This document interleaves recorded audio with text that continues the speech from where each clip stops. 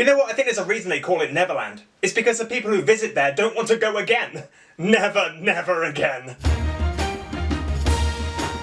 Yes, we're heading back to Neverland. I really don't know why, as our last visit wasn't that great, but it can't be any worse, can it? Never say never. Now, if you don't remember our last visit, I'd recommend the video to you, only, well, it was early days for me, and although I haven't watched it through in a long while, I distinctly remember it being one of my least favourite videos I've ever made. Regardless, my view of the game hasn't changed. It's not horrendous, but it's a fairly mediocre experience. But what about this game? One would think that the PS2 game would be far better. Let's take a look. Oh, are you in for a surprise? The game begins with a dead-eyed Captain Hook despairing over his many losses against Peter Pan when a piece of a map in a bottle appears. It's a map, Smee. No, it's not a map. It's the map. The map of what? A treasure map to the lost riches of Skull Rock. What do you mean, Lost Reaches? I was there last Tuesday. Those boulders still shiver my timbers. Hook then devises a cunning plan to defeat Peter once and for all. If we catch that little Tinkerbell and steal her pixie dust, then there will be no magic left in Neverland for Peter to fly. Or, being a pixie, surely Tinkerbell can just produce more pixie dust. I don't think you thought this through. Before long, Hook finishes his monologue, stares into space, and pulsates for a while. Because that's a thing he does, apparently. And we're then introduced to Peter and some frankly terrifying children. Let me fly, Peter. Please? Only as long as you fly as far away from me as possible, you creepy thing. It's not long before we realise Tinkerbell isn't there and Peter cannot fly. Peter! I was always of the impression that Peter could fly without the aid of pixie dust, but I don't know, maybe I'm wrong. I can't fly! Ah, what the hell? Yeah, in case you hadn't already noticed, the audio is just horrendous. What should be a pixie-like tinkling noise manages to make your ears bleed. Oh, Peter, let us come with you, please. Jane, I don't think you appreciate the gravity of the situation. Get it? 'Cause he can't fly? Oh, you do better. Just as the pirates leave, Peter finds Tinkerbell. Oh, Peter, look. Her light is fading. We need to find some pixie dust, fast! But Peter, Hook has taken it off. Good lord, you're hideous. So anyway, the levels simply consist of you having to run in what is pretty much a straight line, collecting jars of pixie dust along the way, which are surprisingly easy to find. A pixie jar! The pirates would surely have been better off keeping it to themselves rather than dumping them in plain sight, but never mind, easier for us, I guess. Along the way, we also need to find pieces of the treasure map. Another piece of the map! Yippee! In every level, Peter needs to run around and collect bubbles for no reason. Collecting 100 bubbles earns Peter an extra life, although I seriously wish it didn't have to be that many. Not that the game is especially hard, just extremely buggy. I'm not kidding, it borders on unplayable at times.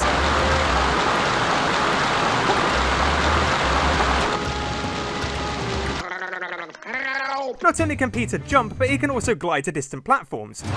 Sometimes this sees him clip through cliff walls and even inexplicably die sometimes, which is not fun. Another terrible aspect of this game is the combat, which is a shame as there's a lot of it. At this stage of the game, we can only perform a simple attack with our knife. Peter can perform a lunge attack by pressing the square button and pushing the analog stick in a direction of an enemy. And a chop attack by pushing it away, in addition to a very simple combo move. Should you vary these attacks enough, the pirates often don't get a chance to make their move. They're really quite useless. Sometimes it's a pain entering a battle, however. According to this tutorial, Peter can unsheath his knife with the R1 button. But throughout the game, the button was completely unresponsive. Instead, Peter seems to unsheath his knife automatically when near a pirate. The problem here, though, is that often the pirates will start attacking before you're ready. Alright, mate, give me a chance. Defeating a pirate will often see you rewarded with a key to open one of many chests in a level. Treasure! Each chest contains pieces of treasure, and once you've found all 100 pieces in a level, it's exchanged for a movie clip from one of the 2 Peter Pan movies. We have a new movie! Can we not just keep the treasure? I already have the VHS. The fighting gets particularly irritating as it's so repetitive, and it doesn't really increase all that much in difficulty. In fact, there are only 3 or 4 pirate clones you meet throughout the entire game, and most of them even wear the same clothes. I can't even recount the number of times I met this vicious, dumpy little man dressed in blue. Why do you keep coming back? I also found it kind of amusing that one of the last times I encountered him, he decided to rock up in a garish yellow shirt. Please let me kill you. I can't let you live with that horrible fashion sense. I swear that was the only time he ever wore anything different. Like, we're near the end of the game, why do you need to shake things up now? Anyway, Peter can also throw his knife to daze pirates. Bullseye. Although I personally find this to be something of a drawback, as it simply wastes time. I mean, I still want the keys to the chests, so I need to wait for him to wake up again to fight him anyway. The same goes for this stealth section. Here the game instructs you to sneak past some sleeping pirates, but since we need those keys, this is a little counterproductive. Treasure. The sneak is useful, however, when we eventually come across Unca plants later in the game. These things will move around rapidly when you make the slightest sound, and will only remain still when you sneak. And speaking of sounds, these things sound absolutely disgusting. I mean, I'm assuming it's the plant and not Peter. Might want to lay off the burritos, yeah?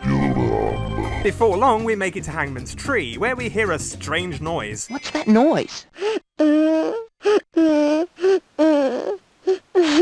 God only knows. Peter, it's you! Oh, it should have been you. It's just awful. It turns out to be Tootles, who informs Peter that the pirates have kidnapped the Lost Boys. Oh, not again! Hey, that reminds me, I wonder if Cubby's bear suit is still chafing. Ow.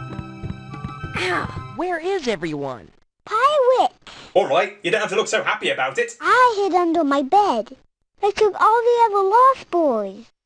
And I don't know where they are. It's okay, Toodles. Don't cry. You're safe now. Did the pirates say where they were taking the boys?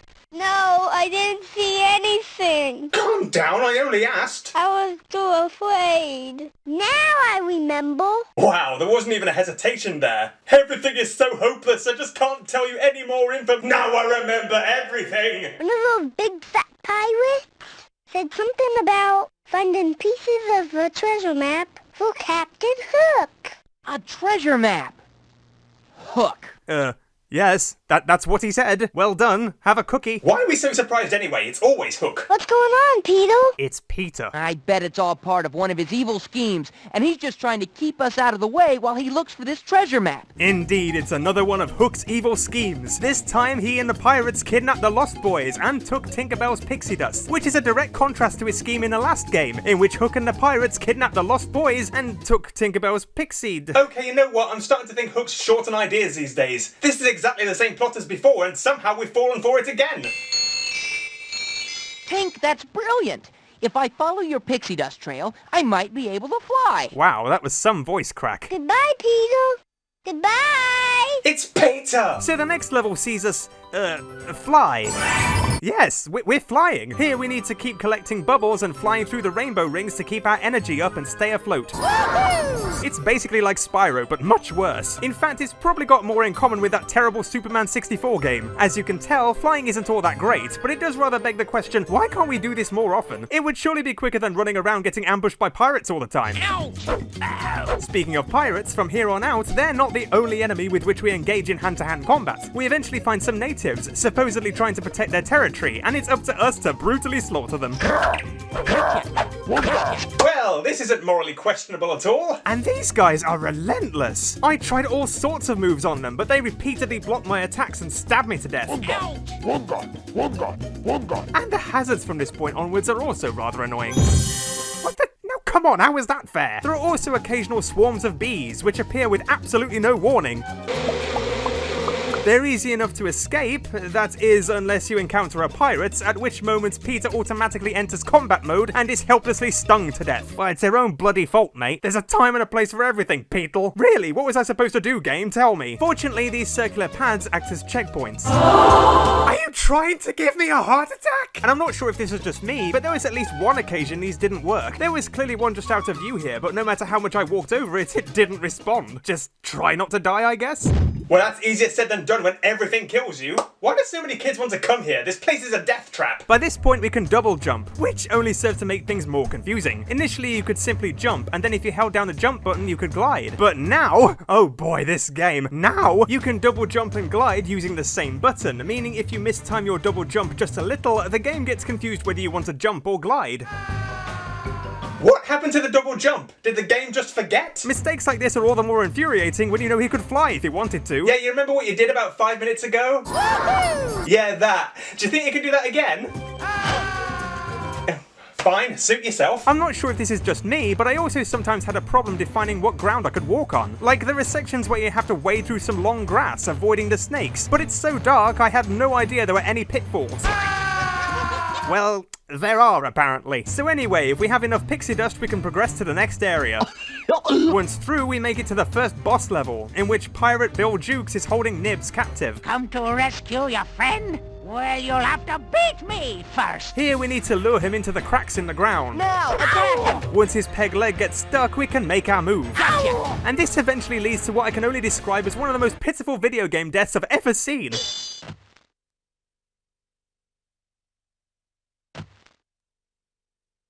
Well, I guess that's that then. Hey, I think I can improve that scene. That's much better. It turns out that Bill Jukes was carrying a piece of the treasure map. All right. Nibs then reminds you of your double-footed attack, which allows Peter to perform a kick during battle. After enduring another Spyro rip-off level, we make it to the swamps, where we have to struggle over stepping stones and rafts to make it across, avoiding the many pirates and Unca plants.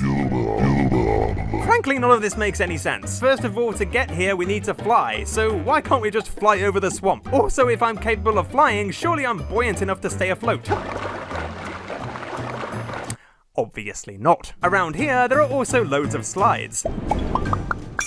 Okay, so here's the thing with sliding. It's extremely difficult to steer Peter as he slides down slides or rapids, and by that I mean it's pretty much impossible to collect all the bubbles on your descent. However, if you jump, you can walk back up the slide with ease, which makes absolutely no sense at all. It's genuinely much easier to walk up a slide against the rapids than it is to slide all the way down. Go figure. Eventually, we come across a big stone crocodile mouth. If I can use the slingshot to fire a small rock into the head, it might just flip the switch. Yes, here we have a new ability. But once again, I must question, with the wealth of buttons on the PS2 controller, why in the name of all that is holy do they keep using the same buttons for every single goddamn move?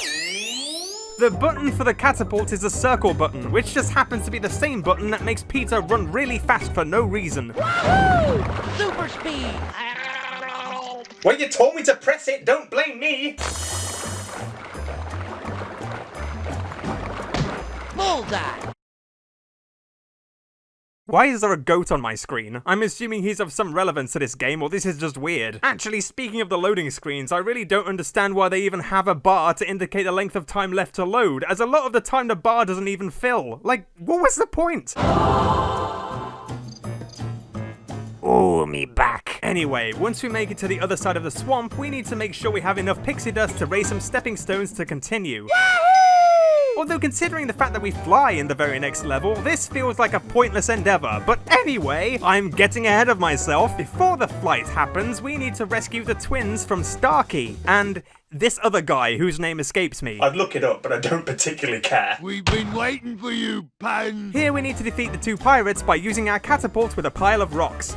Bullseye! Oh, and if you thought the audio quality was bad, you wait till you hear the twins. Thank you, Peter. We knew you'd come to save us. Those evil pirates were no match for you. What the hell did they record this on? Anyway, after procuring another piece of the treasure map, the twins remind Peter of his special somersault attack, which allows him to jump over enemies and attack from behind using the triangle button. I'm joking, of course, it's the circle button. Because why stop now? Peter practices the move with the twins here, and oh my god, just look how long it takes for them to turn around.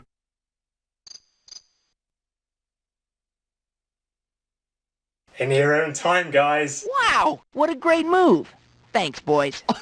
You know what? I kind of like the sound of this move. Let's give it a try.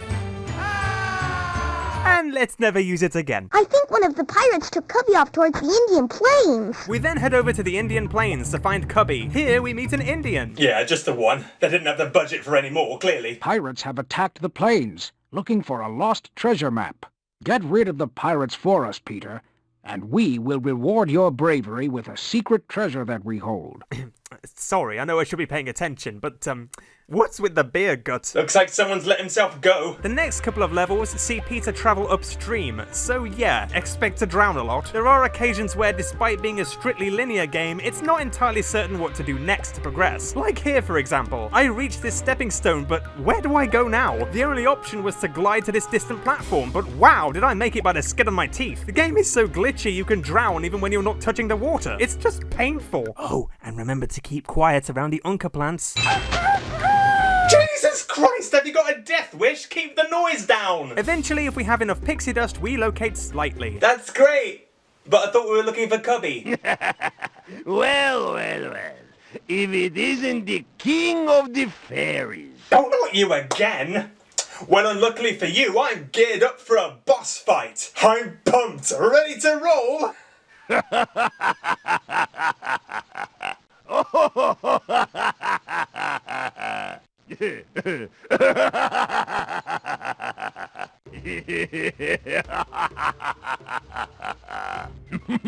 Oh, for God's sake! I'm ready when you are, mate! We could have saved slightly, finished the game, and gone home by now! Once Turk is finished laughing, we need to lure him into hitting the rocks with his sword. This will make his fez fall off, and then when he bends to pick it up, we can poke him in the bum.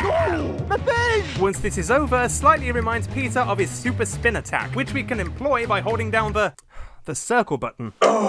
You remember, Peter. You spin around in a whirlwind of blades. Ooh, sounds promising. I can't wait to see this in action. Ow. Yeah, I think you might have oversold it. Thank you, boy. Thank you for this move I'll never bloody use again. Now, piss off. Not only do we find a piece of the map with Turk, but the friendly fat Indian also gives us a piece for having proven our bravery in poking a fat Turkish man in the bum. Thank you, Peter. And good luck. Hey, thanks. Can we leave now? This is getting kind of awkward. So anyway, after another flying level that's pretty much identical to all the other ones, we have to navigate some caves near Skull Rock to locate Cubby. And I hate these levels with a passion. Now and again you'll get knocked down by some spikes that jut out of the ground, but there's genuinely no way of knowing where these things will crop up. Because that's fair. There's also some incredibly fragile and hard to avoid TNT barrels that explode if you as much as breathe on them. The placement of these things is also awkward. Like here, for example, I want to glide to this platform, but where the hell do I go to avoid the barrels? I've got no hope of surviving this. See, I told you. Oh, and we finally get to meet that goat from the loading screens. I mean, it's about time, to be honest. Oh, bye, friend. Can't say I blame him. I neglected to mention that not only can Peter perform hand-to-hand combat with pirates and purple people, but he can also dispose of smaller animal enemies by simply jumping on them. I happened to discover this by accident as I tried to avoid this goat. Oh, Jesus Christ, I killed it. What the how? Peter's supposed to be light as a feather. By that logic, a slight breeze could have knocked that goat out. Are they really that much of a threat to us? Eventually we arrive at Skull Rock. If we have enough pixie dust, Tinkerbell can, lower the teeth? I'm not sure how, but okay. We then find Cubby is being held captive by Black Murphy, who subjects us to some frankly horrific voice acting. Well, if it isn't little Peter Pan. Come on, Pan. We'll have a blast.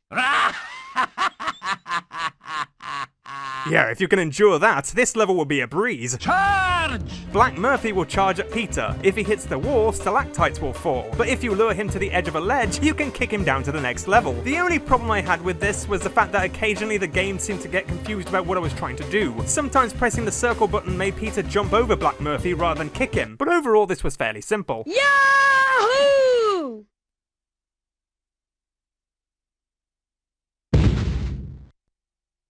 Yahoo! What the? Did Cubby just free himself? Why am I even here? Yahoo! Is there anything else you'd like to say? After Cubby hands us the final piece of the map, Peter realizes he needs to look for Jane and Danny. I haven't seen him since Cannibal Cove. I'm starting to get worried. Oh no, Peter. I saw Jane and Danny being smuggled into a rowboat by some of Captain Hook's men. What the? Could you not have told me this sooner? Did this just slip your mind or something? Peter then tells Cubby to meet him with the other Lost Boys at Hangman's Tree later. Bye, Peter. Bye, Tink. Which is literally the next scene. Could they not have travelled together? Boys, we have the missing pieces of the treasure map. Yahoo! Yahoo! Hey, can you help me put all the pieces together?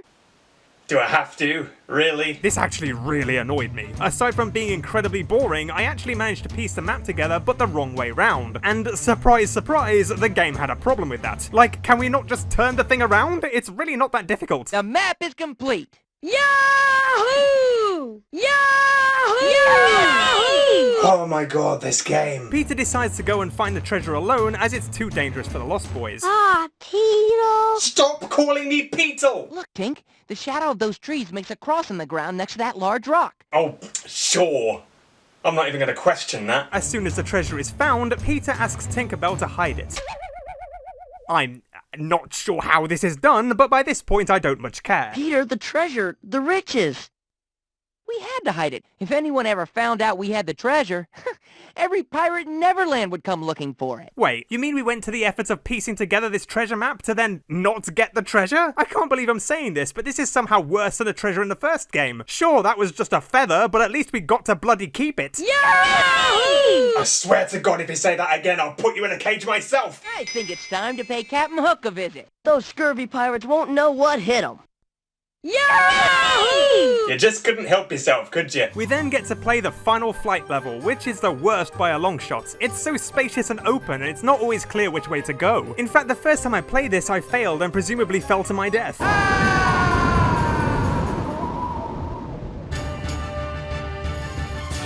Either way, the game didn't seem to give a shit, so why should I? We then arrive at the Jolly Roger, apparently. Oh, don't you start. Oh, be quiet, you annoying wretch. I'm with Hook on this one. What are you waiting for? Attack! Peter then manages to trap the other pirates in the nick of time.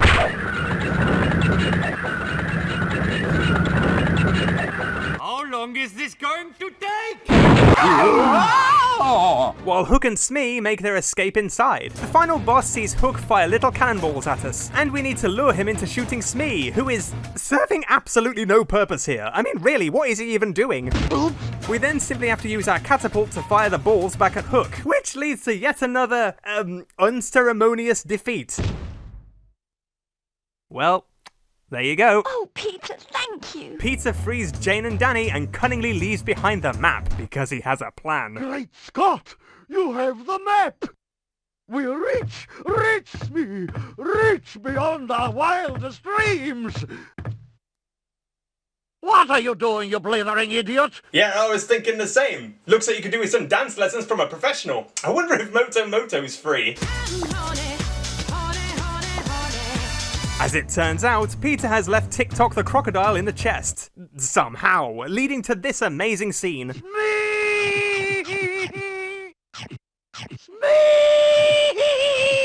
Peter Pan resolves to take the kids home and, well, that's it. Let's never play that again. Never, never again. Yahoo!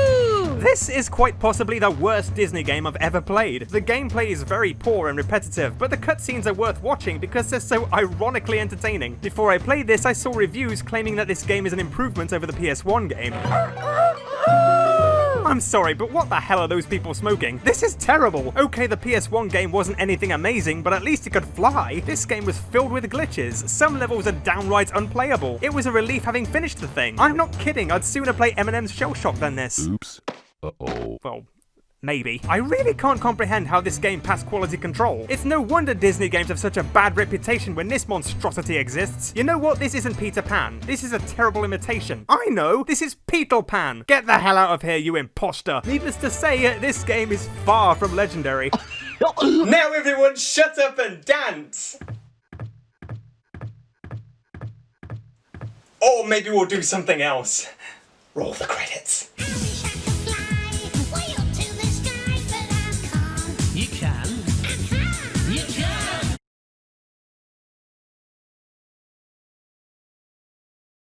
Hey guys, we need an idea for our new Peter Pan game. We already have a Peter Pan game. Well, we need another Peter Pan game. Well, why don't we just do a game based on the movie? A game based on the movie? I think we can be a bit more creative than that. But we always do a game based on the movie. So what about you? Do you have any ideas? Who, me? Yes, you. You're the only other one here. How about we do a game where you just look for map pieces and build a map and then try and find the treasure before Hook does? Smart thinking, I like that idea. Wait, didn't we already do that? In the PS1 game? He has a point, we did already do that. Okay, well, how about in this game we make it so that, Peter can't fly? You want us to make a game in which Peter Pan can't fly? You know, add a bit of extra challenge. So, basically, you want to take away the most appealing aspect of Peter Pan and turn this game into some kind of bland platform game. Well, that's a great idea. I love it. Everyone in favour say aye? Aye. You know what? I think this might be your best idea yet. I can't think of a way this can possibly go wrong.